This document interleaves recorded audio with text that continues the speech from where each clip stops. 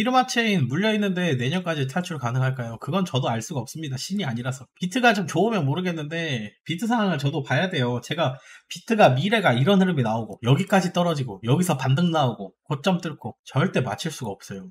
그 누구도. 지금 나오고 있는 흐름, 힘, 파동, 힘이 살아있는가 살아있지 않은가, 괜찮은가 괜찮지 않은가를 분석하면서 대응해봐도 되는가 아니 위험한가 그런 걸 판단하면서 계속 가는 거예요.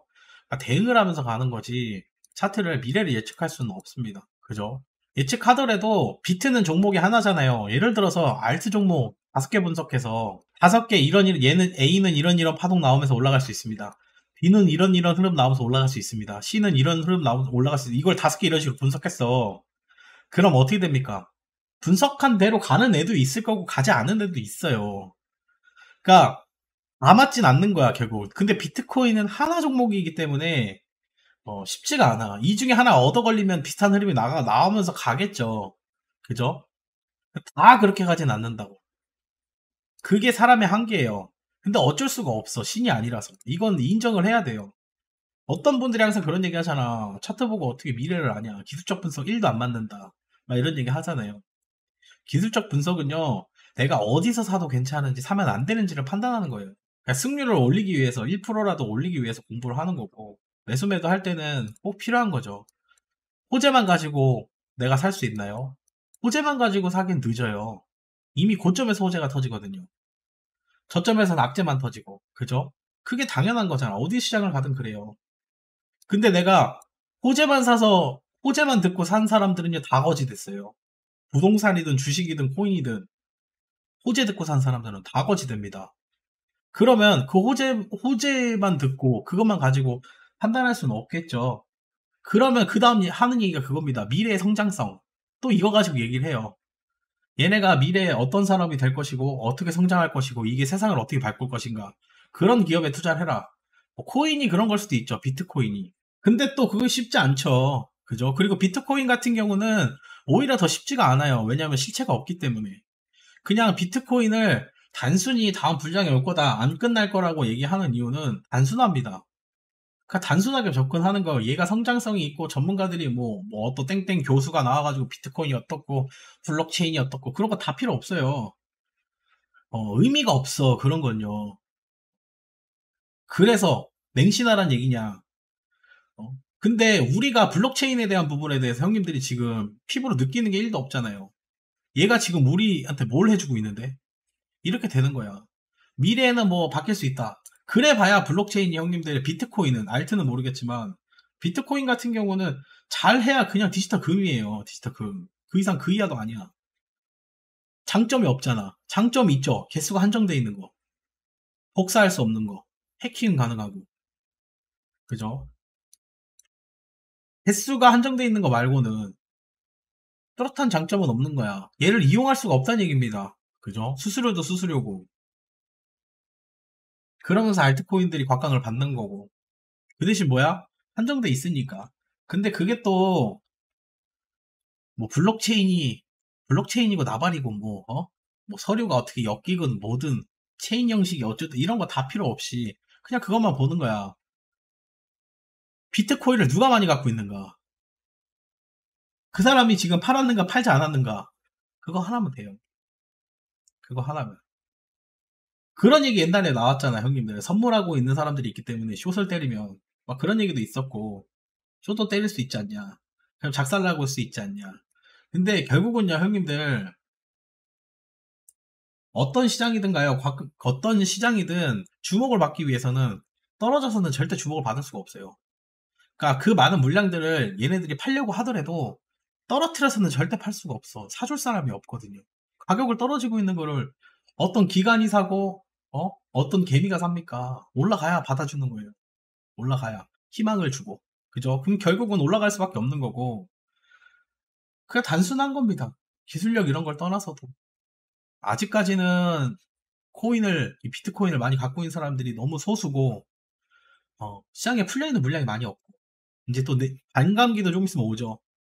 반감기도 오기 때문에 그 영향을 형님들이 많이 기대를 할 수 있어요. 반감기가 오면 어찌됐든 채굴량이 반으로 줄 수 있으니까. 근데 결국은 많이 갖고 있는 사람들이 바보가 아닌 이상, 비트코인을 많이 갖고 있는 사람이 지금 이 세상에 없을까요? 하늘나라 갔을까? 그래서 그 물량이 그냥 안 나오는 걸까? 오히려 그럼 좋죠. 오히려 좋지. 이 시장을 주락펴락하는 사람들은 작은 개수만 가지고도 주락펴락할 수 있는 거지. 왜? 많이 갖고 있는 사람이 이 세상에 없으면. 그래서 그 지갑이 실종된 지갑이라면, 찾을 수 없는 지갑이라면, 오히려 이 시장은요, 더 올라갈 거예요. 왜? 그 물량이 시장에 나올 일이 없거든. 그죠? 그래도 그 사람들이 결국은 물량을 팔려면 하방으로는 답이 없어요. 상방밖에 답이 없습니다. 그죠? 그거 보고 가는 거고, 그리고 아직까지도 어떤 정부에서도 코인 시장을 막으려고 하는 정부가 중국 말고는 없어요. 그죠? 그렇다고 해서 미국에서 지금 코인 시장을 많이 안 좋게 보고 있냐? 그것도 아니야. 말만 그래, 말만. 근데 크게 규제하고 있는 나라가 없잖아요. 중국이 그러면 결국은 미국만 안 그러면 돼, 이제. 그리고 웃긴 게 코인 시장은요, 우리나라가 제일 핫한 것 같아, 보면. 거래량이 잘 나오는 거 보면. 우리나라가 진짜 전 세계 중에서 코인 시장 1위인 것 같아, 1위. 어, 미국 사람들이 코인에 관심이 있나? 진짜 그 느낌까지 받는다니까. 알트코인에 관심 없겠죠. 우리나라 사람들 알트코인에 관심이 많고, 해외 사람들은, 돈 많은 사람들은 비트코인이나 이더리움만 관심이 많아요. 우리나라만 핫한 것 같아, 그냥. 어, 그런 거 보면. 맞아요. 그 시간이 걸릴 뿐입니다. 시간이 걸릴 뿐이고. 그리고 작살날 거였으면 이런 반등 안 나옵니다, 형님들. 이게 형님들, 그런 얘기 하시는 분들이 있어요. 기술적 반등이다. 고점에 내려가서 이건 기술적 반등이다. 50%딱 걸어놓고. 내려온 만큼 또 내려간다. 또 이런 사람 있을 수 있어요. 있어. 이게 차트적으로, 기술적으로 보면 이래. 기술적으로만 보면. 왜? 분석하기 나름이거든. 자기가 분석하기 나름이에요. 근데 이게, 형님들, 이게, 이렇게 얘기하면 또 그런 거 같죠? 어, 그런 거 같잖아. 진짜 그렇네. 어? 이거 되돌림 아니야? 50%딱 맞고 여기서부터 이제 작살난다 또. 그래서 얘는 만불 간다. 막 이런 얘기 나올 거예요. 이렇게 분석하면. 근데 어떤 관점으로 보느냐에 또 많이 다릅니다. 근데 이렇게 되는 상황이 생기면 이게 나중에 다시 살아난다고 했을 때 쉬울까요? 쉽지 않죠. 이러면 진짜 최악이 되는 거예요. 이러면 진짜로. 뭐 알트코인 말도 안 되는 최저점을 볼 것이고 마이너스 95%가 말입니까? 99%가 될 거예요. 이렇게 돼버리면. 그죠? 그러면 이제 다 죽는다는 소리 나오는 거고. 아직까지 전고 부근, 여기 부근은 지금 깨지 않았기 때문에 괜찮아요. 여기 딱 잘라서 추세 관점으로만 보고 하락 관점으로만 본다면 당연히 내려간 만큼 또 내려간다고 얘기할 수는 있죠. 근데 그게 맞는다 틀리다라고 정의를 할 수는 없어요. 낮은 확률이어도 그렇게 될 일 없습니다. 그렇게 얘기할 수는 없다는 얘기입니다. 상황에 따라 달라질 수 있는 거고. 근데 제가 생각할 때는 기간이라는 게 있잖아요. 기간. 기간이 이제 시간이죠. 이 하락장은요, 형님들, 짧은 하락장이 아니에요. 예를 들어 똑같습니다. 금리를 더 올린다고 하더라도 나스닥이 최저점을 다시 보러 갈까요? 그럴 일 없어요.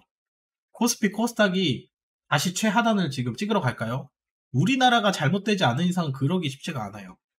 그죠? 너무 오랜 기간 동안 하락장이 시작됐고요. 그 기간 안에서 바닥을 잡았기 때문에 다시 이 자리를 깨기가 쉽지가 않아요. 그리고 세력들이 크게 관여를 안 했다라고 하면 기본적으로 이거는 물량 넘기기라고 봐야 되는 거예요. 내려간 만큼 또 내려간다는 얘기는 누군가한테 물량을 넘기려고 반등이 나온 거잖아. 근데 누가 삽니까 지금? 많은 물량 갖고 있는 사람들 오히려 지금 팔지도 않고 있는, 오히려 사고 있는 상황에서 누군가한테 지금 물량을 넘기고 있고 어디 지갑에서 이동돼서 몇 개가 팔리고 계속 팔리고 있고 막 이러면 모르겠는데 지금 그것도 아니야. 그래서 이 구간을 깨기가 쉽지 않은 거예요. 얘가 예를 들어서 형님들 기간이 2년이 아니고 여기서부터는 짧을 수는 있죠. 여기서부터 2년인데 기간이 빠르게 요렇게 작살나가지고 여기서 기술적 반등이 나왔다 그러면 인정입니다. 이건 인정이에요. 이게 단기간 많이 떨어지면요. 튕겨져 올라오는 힘이 훨씬 강해요. 튕겨져 올라오는. 이런 식으로라도. 갑자기 확 떨어지면 튕겨 올라오는 게 셉니다. 그죠? 17년도 때도 그랬어요. 갑자기 확 던지면 이게 진짜 금방 튕겨 올라와요. 확 던지면 튕겨 올라옵니다. 확 던지면 튕겨 올라오고. 근데 얘는 확 던진 게 아니고요. 천천히 뺀 거예요. 천천히 흐름 만들면서. 그렇기 때문에 이건 아직까지 기술적 분석보다는 다음 이제 상승을 이제 준비하는 과정이라고밖에는 보이진 않습니다. 제 눈엔 그래요. 그래서 지금은 크게 이제 뭐 하락하려고 세력들이 던지려고 이론을 만들고 그렇기보다는 다음 상승을 위해서 그냥 준비 과정이라고 보시는 게 맞습니다. 이게 무서우면 투자하지 말아야죠. 그죠?